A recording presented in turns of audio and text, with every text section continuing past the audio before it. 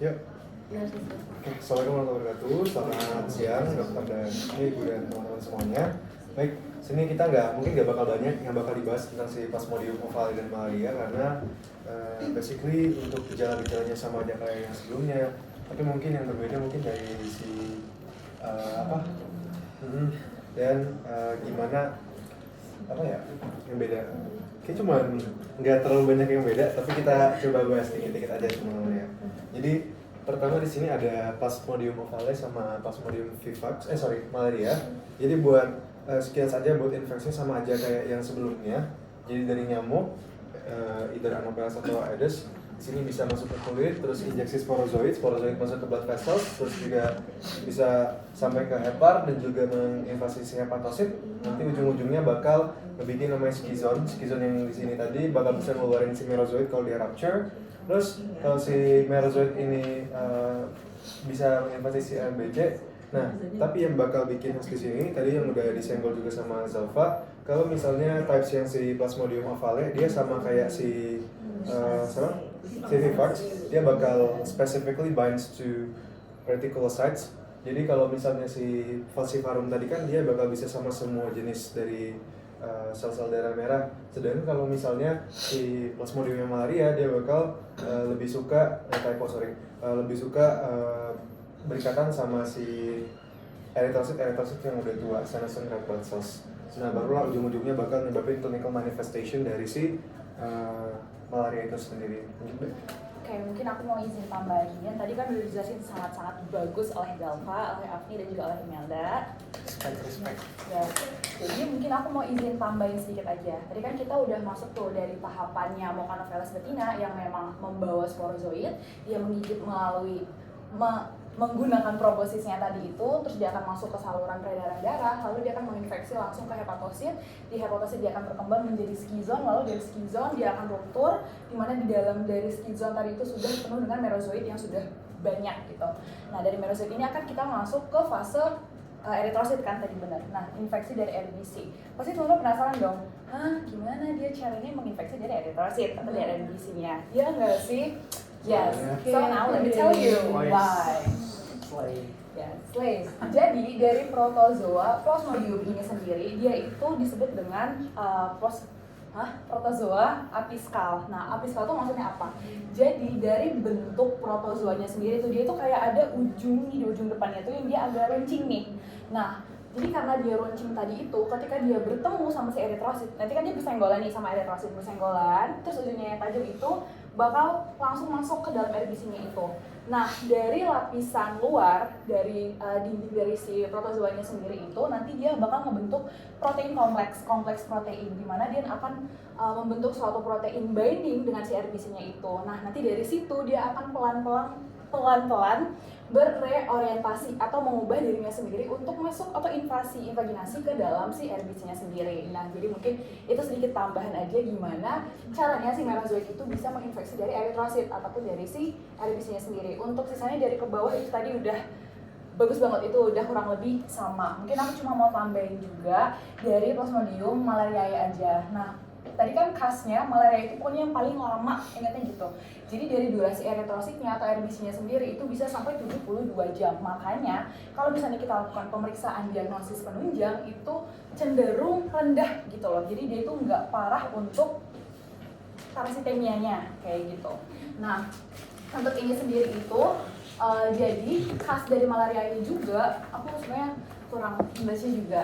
Cuma salah satu komplikasi dari Plasmodium malariae itu adalah acute kidney injury ataupun nephrosis syndrome. Jadi dia gangguan ke bagian ginjal ataupun dari kidney-nya sendiri. Nah ini tuh sebenarnya banyak mekanisme ya, dari mekanisme imun sendiri atau mungkin dari mekaniknya sendiri. Jadi ada peningkatan dari release sitokin yang pro-inflammation tadi, dan juga didukung karena adanya hipoperfusi, entah itu memang dari karena tadi khas juga ya roset ya, tadi udah dibahas juga roset, jadi bisa bikin hipoperfusi ke renal ataupun dari kidney-nya sendiri. Akhirnya nanti akan terjadi acute tubular necrosis ataupun jaringan nekrotik di tubular dari si kidney-nya sendiri. Itu makanya komplikasinya itu adalah acute kidney injury. Terus mungkin mau tambahin, tadi sebenarnya udah bener sih yang penjelasan email tentang roset juga. Jadi dari roset sendiri itu ketika eritrosit yang sudah terinfeksi oleh si Plasmodium sendiri itu, jadi dia itu punya protein. Aku lupa proteinnya apa, tapi intinya membran protein yang dia itu bisa mancing istilahnya dari eritrosit yang normal. Jadi dia akan binding eritrosit satu-satu, jadi yang tengah nih yang terinfeksi nih eritrosit ini dia ngebentuk kayak bunga, makanya namanya roset kayak gitu. Nah dari si eritrosit yang terinfeksi ini dia itu juga punya protein yang bisa lengket ataupun apa sih bahasa Inggrisnya? Ya lengket lah gitu ya ke lapisan endotel dari si kapiler itu. Nah dimana kan kapiler ini ada banyak ya, ada di spleen, ada di ginjal, bla bla bla. Jadi dia bisa bikin hipoperfusi kalau misalnya dia nempel di bagian kapiler itu, sehingga dari si darahnya sendiri itu juga tidak tidak lancar gitu ngasih nutrisi sama oksigen ke organnya. Contohnya tadi apa, kalau misalnya kayak di kasus itu tadi ada dari hepar atau liver dan juga dari ginjal, jadi bisa menurunkan dari fungsi organ-organ itu gitu. Oke, nah terus juga pengen nambahin juga dikit sama aja kayak yang si yang si Vivax tadi, yang si oval ini juga dia bisa selain sama-sama berikatan sama si retikulosit, tapi dia juga bisa ada ke fase yang namanya hipnozoid tadi. Dia bakal bisa dorman di sel hepatosit kita tadi. Jadi makanya buat terapinya tadi perlu terapi apa teman-teman yang buat yang tadi? Prima apa? Prima Queen itu dia. Jadi dia harus bisa harus ngebasmi yang dorman tadi juga, yang bentuk si hipnozoid tadi, nggak cuma bisa yang di peredaran darah aja. Nah sedangkan kalau misalnya si malaria ini dia itu bisa nyebabin parasitemia yang emang kronik banget, tapi dia tuh kadarnya rendah di blood vessels tadi. Nah makanya tadi kayak kata Bea tadi, dia tuh bisa nyebabin komplikasinya ke ginjal karena dia bisa stick ke dinding-dinding endotel yang ada di kidney tadi, sehingga bakal mengganggu filtrasi, bakal jadi sindrom nefrotik, sehingga bisa jadi proteinuria dan sebagainya. Itu mungkin dari kita itu aja kali ya. Apa ada mau tambahan?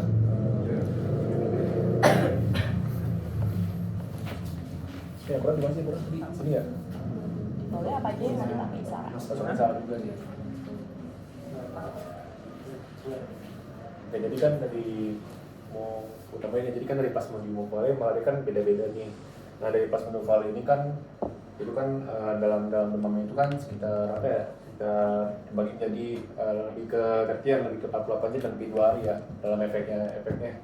Tapi kalau Plasmodium malaria itu lebih jangka panjang. Kalau kita lihat karena malaria itu itu kan demam yang jangka panjang yang paling banyak itu.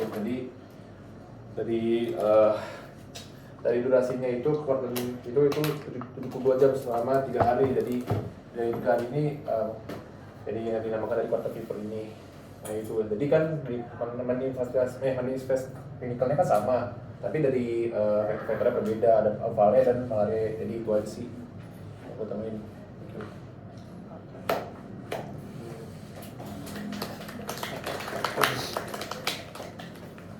Ada yang mau ditanyakan? Buat yang ovale sama kita juga mengenai kenapa dia punya stadium hipnozoid dia, kenapa dia harus dorman dulu, kenapa dia mau dorman gitu? Kalau kenapa dia mau dorman dulu sebenarnya ini bukan kapasitas kita buat menjawab karena kayak kita nggak tahu. Kayak TB juga kan, kenapa dia mau dorman kita kayak nggak tahu ya. Kayak gitu sih. Mungkin dari Nanti akan dicari. Kenapa dia mau dorman dulu? Ada stadium dorman. Nanti baru mungkin perlu itu kita jawabannya molekuler banget itu dulu. Saya ingat ada kuliah S2 waktu itu. Tapi saya juga buka terus terapi. Molekuler molekuler banget jawabannya. Kenapa dia dorman? Kemudian Tambahin aja lah, nggak apa-apa. nggak apa-apa lah. berarti dari karakteristik si parasitnya itu sendiri Bu ya. Ya itu. Mau pertanyaan awam dong, tapi nggak dijawab juga nggak apa-apa. Sebenarnya kan kalau di parasit itu bedanya si Vivax ovale dan Falciparum sama malaria kan bentuk eritrosit yang terinfeksi itu ada yang lebih besar, ada yang normal kan. Kalau Falciparum itu dia normal sama normalnya, sama eritrosit normal. Ada nggak sih kepentingan klinis yang bisa menjelaskan itu gitu? Kayak kenapa kalau di Vivax ovale dia lebih besar gitu? Gimana gitu? Kalau nggak ada nggak apa-apa. sebenarnya kalau maksudnya kepentingan klinis itu lebih kayak ke gejala gitu Iya, maksudnya. benar. Mungkin kalau dari sisi gejala sih, mohon maaf aku kurang tahu. Tapi mungkin lebih ke pemeriksaan kali ya. Jadi kita bisa langsung bedain kayak kalau misalnya dari eritrosit, dari ukuran eritrosit memang besar atau tidak. Jadi kita bisa langsung tebak atau mencurigai gitu jenis plasmodiumnya itu lebih ke ovale atau vivax atau falciparum atau ke malaria mungkin gitu aja sih. Izin namanya juga, tapi aku setuju sama Bea tadi. Aku sempat baca emang gak ada kepentingan klinisnya, tapi buat diagnostik aja. Terima kasih. Pertanyaan kalau dari ahli sosial ya yang pertama kalau misalnya ya ahli kalau misalnya kan dia dorman berarti dia ada fase hipnozoidnya dong yang nantinya dia bisa menyebabkan simptom-simptom situ. Nah kalau misalnya dia udah sembuh, nah dia tuh bakal sembuh total sembuh atau dia bakal balik lagi ke hepatosit. Itu satu. Lanjut atau terus kedua sebenarnya bingung yang kayak kenapa kan ada yang bikin membesar eritrosit membesar, ada yang enggak.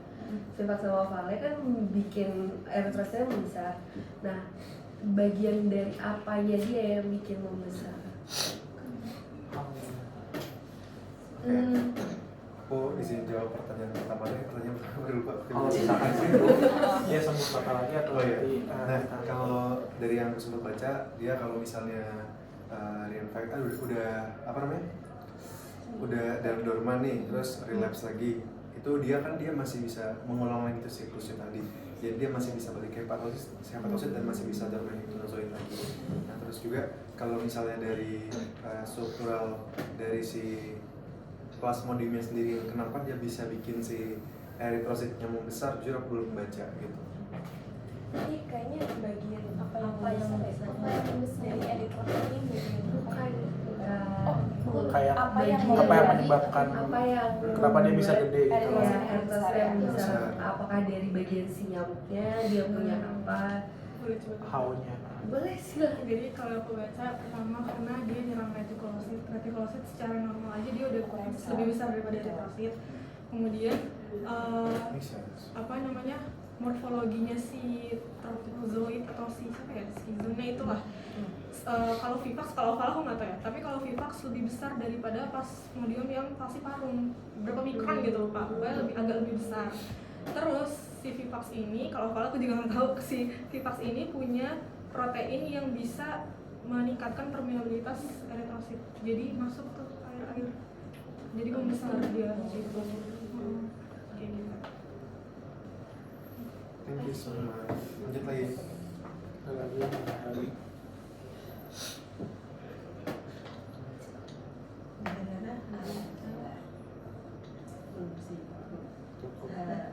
Waktunya berapa?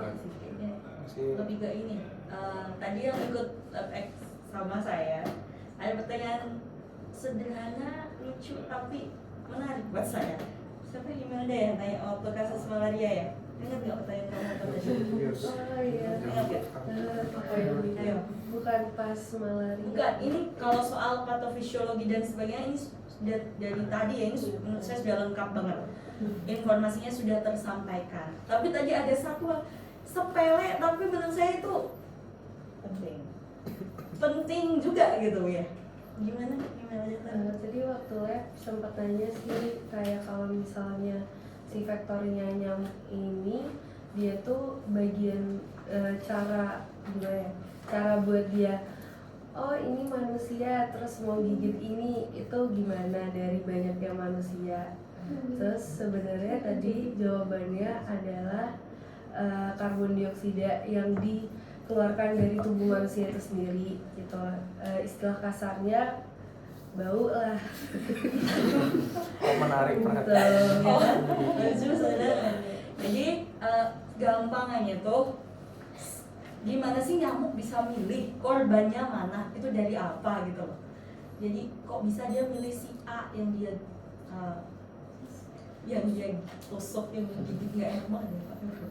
Ya yang dia gigit kenapa bukan si B gitu. Apa yang menyebabkan nyamuk ini memilih si A. Dan tadi emang ada hubungan dan kaitannya dengan karbon dioksida. Nah, siapa sih yang mengeluarkan, memproduksi karbon dioksida lebih banyak?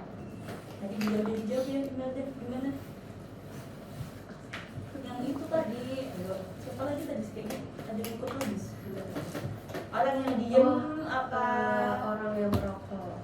Nah, salah satunya orang yang merokok, orang yang bengong katanya, kata dokter. Karena tadi orang yang diam saja dibandingkan dengan orang yang beraktivitas, karbon dioksida akan lebih meningkat dihasilkan oleh orang-orang yang kayak gitu. Iya, nyamuk. Jangan bingung nanti di nyamuk. Sepele. Kualifikasi. Iya. Berarti kan kita kan yang harus meningkatkan kondisi kita sendiri. Jangan katanya tadi kalau merokok sambil lari katanya coba iya gimana kan? Jadi balance ya. Balance ya.